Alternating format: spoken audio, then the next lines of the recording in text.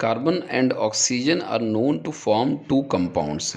Okay, तो यहाँ पे कार्बन एंड ऑक्सीजन ये मिलके दो अलग अलग कंपाउंड बना रहे हैं। The carbon content in one of these is 42.9%। तो यहाँ पे मैंने मान लिया कि एक कंपाउंड हमारा जिसको मैं कह सकता हूँ कंपाउंड ए एंड दूसरा कंपाउंड को मैं कह सकता हूँ compound B.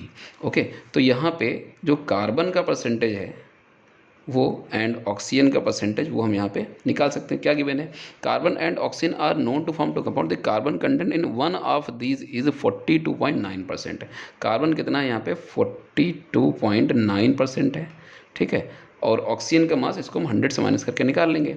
While in other it is 27.3%। यहाँ पे कार्बन का जो परसेंटेज है वो क्या है? 27.3% है, ठीक है।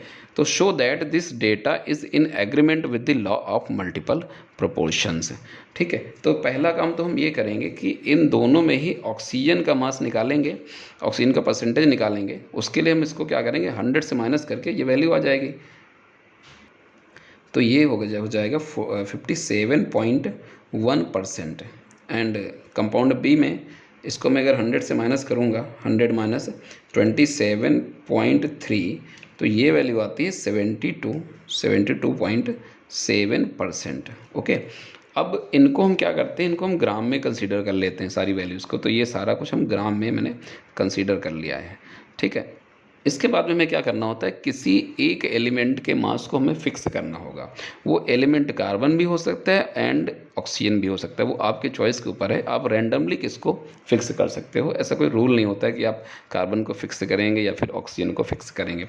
तो मैंने रैंडमली यहाँ पे कार्बन के मास को मैं फिक्स कर लेता हूँ। तो मैं यहाँ पे क्या लिखूँगा कि let us consider that mass of carbon is equal to 100 gram. तो ये 100 ग्राम हमने दोनों के लिए फिक्स कर लिया है, कंपाउंड ए के लिए as well as compound B के लिए, ठीक है। तो फॉर कंपाउंड ए, अब कंपाउंड ए के बारे में हम यहाँ पे कुछ कैलकुलेशन करेंगे, ठीक है। तो हम क्या लिखेंगे कि हमने कार्बन का मास फिक्स कर लिया है, तो ऑक्सीजन का मास हम पता लगाएंगे, ठीक है। तो हम यहाँ पे लिखेंगे कि amount of oxygen combines with 42.9 gram carbon is equal to 57.1 gram, ठीक है। अगर 42.9 ग्राम कार्बन हो तो ऑक्सीजन वहाँ पे कितना कंबाइन कर रहा है? 57.1 ग्राम कंबाइन कर रहा है। तो amount of oxygen combine with 1 gram carbon is equal to क्या हो जाएगा? 57.1 डिवाइडेड बाय 42.9।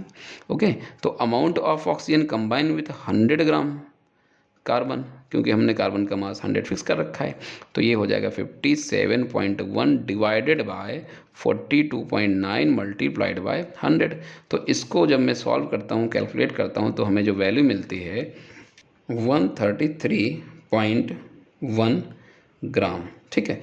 यानी कि अगर मैं 100 ग्राम कार्बन लेता हूँ तो ऑक्सीजन का कितना अमाउंट कंबाइन होगा? 133.1 ग्राम, ठीक है। तो ये मैंने कंपाउंड ए के लिए लिख लिया है। ओके, तो ये वैल्यूज़ अभी मैं आगे काम में लूँगा, ठीक है। देन हम आएंगे कंपाउंड बी के लिए, ठीक है। तो कंपाउंड बी में अब यहाँ पे जो वैल्यूज़ हैं वो मैं ज़रा कॉपी कर लेता हूँ, वरना मुझे वापस इधर आना पड़ेगा, ठीक है।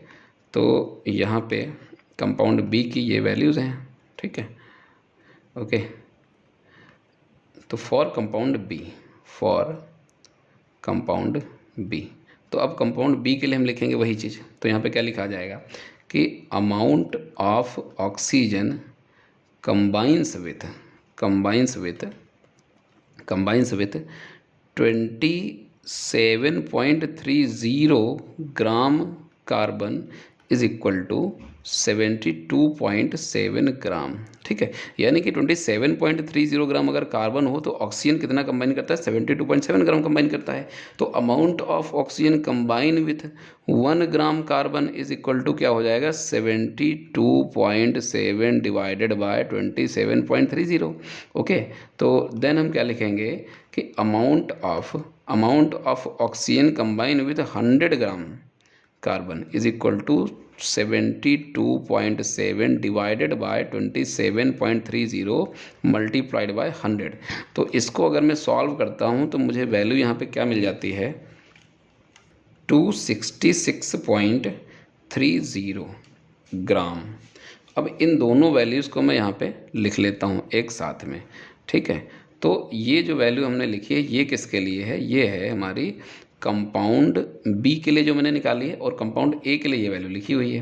कंपाउंड ए में जो ऑक्सीजन लग रहा है वो कितना है, 133.1 ग्राम। ये किसके लिए, ये है कंपाउंड ए के लिए, एंड ये वैल्यू है कंपाउंड बी के लिए। अब अगर मैं क्या करता हूँ, इन दोनों के बीच में रेशियो निकालने की कोशिश करता हूँ, तो ये होगा 266.30 इज टू 133.1।